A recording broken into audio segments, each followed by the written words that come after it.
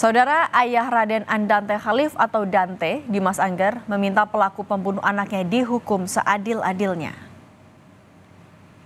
Dimas Angger mengapresiasi pihak kepolisian yang telah mengungkap kasus kematian Dante di kolam renang Pondok Kelapa, Jakarta Timur. Setelah melihat rekaman CCTV peristiwa kematian Dante, Angger menyebut perlakuan tersangka terhadap Dante bukan perlakuan manusia. Angger meminta kepada penegak hukum agar tersangka dihukum dengan adil. Bagaimana responnya mungkin setelah melihat CCTV itu? Ya, itu bukan kelakuan manusia sih. Sangat-sangat kelakuan mungkin manusia purba atau binatang. Gitu ya. Dan maaf aku pakai masker sekarang karena nggak bisa nahan emosi. Saya terus akan berjuang demi anak saya.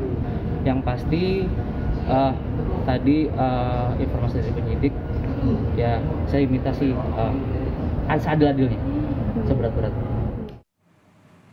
Penyidik Direktorat Reserse Kriminal Umum Polda Metro Jaya melakukan olah tempat kejadian perkara yang menewaskan anak artis Thamara Tiasmara.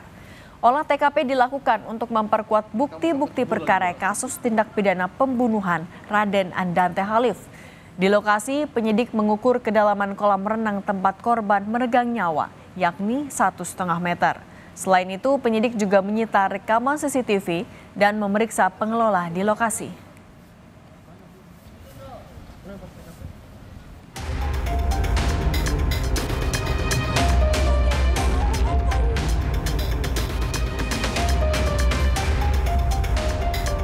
Kasus kematian anak selebritas Thamara Tiasmara masih mengundang tanda tanya besar.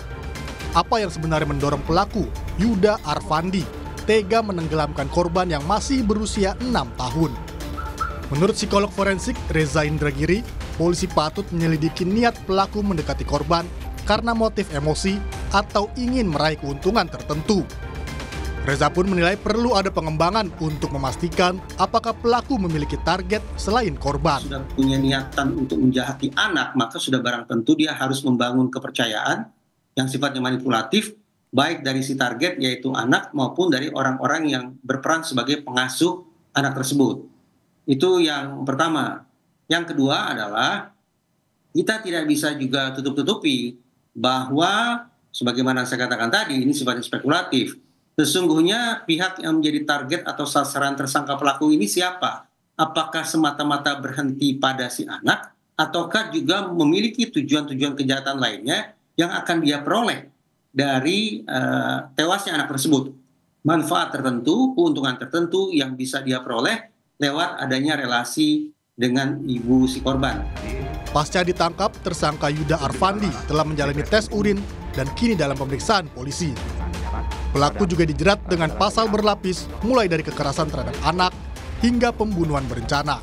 Berdasarkan hasil gelar perkara dan bukti yang cukup yang telah dikumpulkan penyidik, maka tersangka YA itu disangkakan telah diduga melakukan tindak pidana kekerasan terhadap anak sebagaimana diatur di pasal 76C Undang-Undang Anak dengan ancaman pidana maksimal 3 tahun 6 bulan, kemudian dilapis juga dengan pasal tentang pembunuhan yang diatur di 338 pasal 338 KUHP dengan ancaman pidana maksimal 15 tahun, kemudian dilapis juga dengan pasal pembunuhan berencana atau pasal 340 KUHP dengan ancaman pidana maksimal hukuman mati, penjara seumur hidup atau pidana kurungan maksimal 20 tahun dan juga tetap dilapis dengan pasal pidana persangkaan awal yaitu 359 KUHP tentang peristiwa yang menyebabkan karena lalainya menyebabkan orang meninggal dunia.